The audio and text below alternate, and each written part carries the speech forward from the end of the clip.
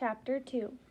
2 days earlier, Sunday, August 6, 1967. Lake McDonald, Glacier National Park, around 8 o'clock p.m. "Mel, I have a question for you," said Mel's 4-year-old brother Kevin. "Go ahead," Mel said. They were on the branch outside their grandfather's log cabin. Kevin was perched on Mel's lap, gobbling a roasted marshmallow, their campfire crackling. The lake looked purple in the moonlight. "What's the most dangerous, most scariest, most furious animal?" Kevin asked. "Here in Glacier?" Mel asked. She swallowed the last bit of her own roasted marshmallow. Kevin nodded. "A grizzly bear," she said, "but only if you surprise it." Everyone knew that. "What animal can beat a grizzly?" he asked. Mel said. She loved her little brother more than anything, but he could drive her crazy with his non-stop questions. "What about a mountain lion?" Kevin asked. "I doubt it," Mel said. She started into the campfire. "Wolf? Probably not. Coyote? I don't think so."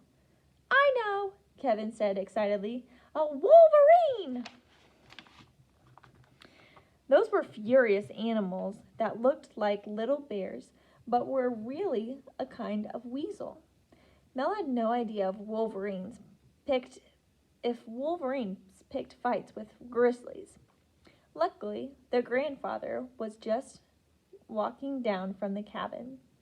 His work boots crunched on the rocky sand. I didn't say Wolverine," he said, as he sat down next to them. "I once saw a wolverine steal a dead deer from 3 wolves. The wolverine was no bigger than a fox, but it had no fear at all." Kevin jumped off of Mel's lap. "Can a wolverine beat a grizzly?" "No," Papa said, shaking his head. "Grizzlies are the strongest. But I'll tell you this, wolverines are fierce." "Like me," Kevin said with a little growl.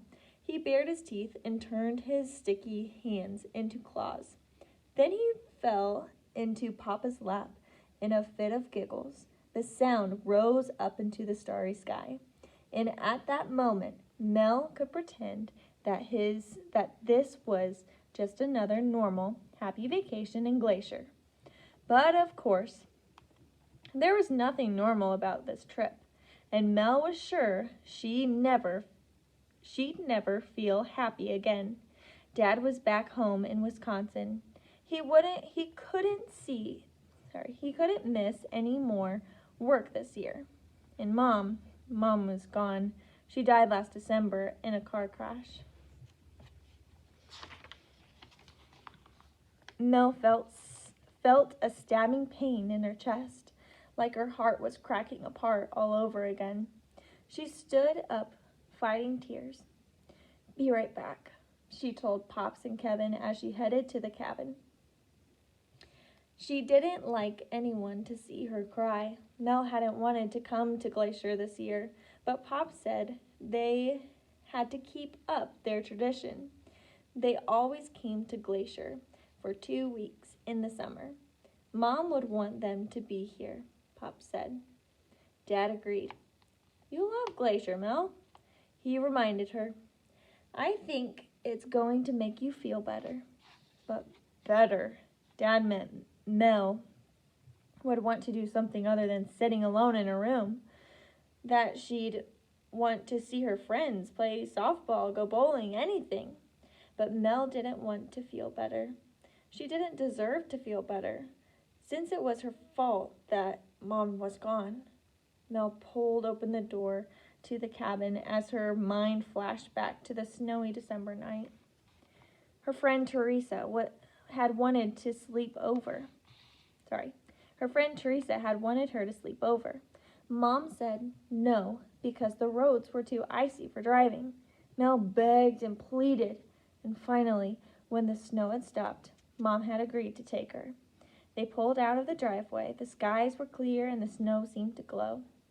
Mom had started to sing, "Row, row, row your boat," and Mel started to sing along. It was one of their funny traditions from when Mel was a little girl. Whenever they were alone in the car, they'd sing together. The dumber the song, the better. They were still singing when Mom rounded a curve. The car hit a sheet of black ice and spun around and around and around, then skidded off the road. The driver's side of the car smashed right into a tree. It was all over in seconds. Mel sat down in a kitchen chair. Dad was wrong. Being in Glacier made her heart hurt even more, because everything here reminded her of Mom. Every sparkle of Lake McDonald, every breath of sweet air, the song of every bird that sang from the pine trees. This had always been Mom's favorite place, and Mel's too. This cabin had been in their family for more than 60 years. Pops and his dad built the cabin back before Glacier was famous national park packed with people. Mel looked around. The cabin hadn't changed much since then. It was still just 4 small rooms and a porch. It had no electricity, no running water, and they slept on cots, read by lantern, and collected rainwater in a big barrel. The toilet was in back in the outhouse. But Mom used to say, "Who needed a fancy house when your backyard was 1 million acres of Rocky Mountain wilderness?" Look in any direction in Glacier Park and you'd see something that made your eyes pop open wider. A turquoise lake, a waterfall tumbling down a cliff, ice-covered mountains soaring into the sky. Mel wished she was back home in Wisconsin, where she closed the door, turned out the lights, and tried to forget. "Mel!" Kevin bellowed. "Pops is going to tell another story. Come on." Mel took a deep breath and headed back outside. She didn't want to upset Kevin. "Okay," Pop said. "I have a story about an animal way more frightening than a wolverine. To me, anyway, because one of these nasty critters attacked me one night." Kevin's eyes grew wide. He had climbed back up to Mel's lap. "Tell us, Pops." I don't know," Pop said, pretending to change his mind. "I don't want to scare you." "I am brave, Pops. I am very, very brave," Kevin exclaimed. Mel cracked a smile and held Kevin a little tighter. What would she do without her loud, bossy pest of a brother? "All right," Pop said, "but don't say I didn't warn you."